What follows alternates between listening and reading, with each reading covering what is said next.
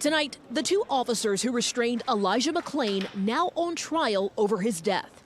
A 23-year-old healthy man, young man, just walking down the street, became a casualty of the very people who had sworn to protect him.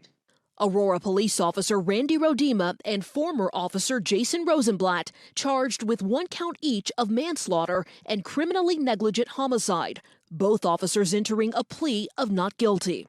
A tragedy occurs does not mean criminality occurred, yet that's exactly what the people want you to believe. Stop. Stop. They're just 2 of the 5 first responders in Aurora, Colorado, facing criminal charges in McClain's death after stopping the 23-year-old as he walked home from a convenience store. I am an introvert. Body-worn camera footage shaping up to be a key part in this trial for both sides. Please listen to Elijah's words. I can't breathe correctly because...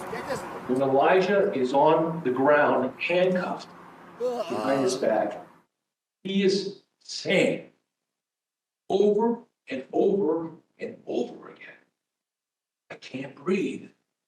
Please help me. 3 other defendants will go to trial later this year, including the 2 paramedics who administered the lethal dose of ketamine and Officer Nathan Woodyard, who placed McClain in a carotid chokehold, forcing him to lose consciousness, according to investigators. Now, Mr. Rosenblatt, Mr. Rodema, they were the cover officers.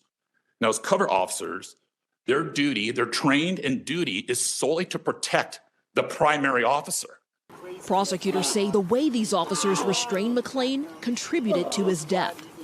A 23-year-old massage therapist, his family remembering him as a kind introvert who played his violin to comfort cats at an animal shelter.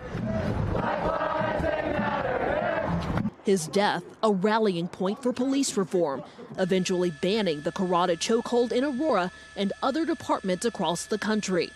In court for this trial, Elijah's mother, Shanine McClain, seen in this powerful image, waiting for answers and justice. Dana Griffin joins us now live from Los Angeles. So, Dana, the paramedics and the primary officer on the scene are expected to go on trial next. How could those cases differ?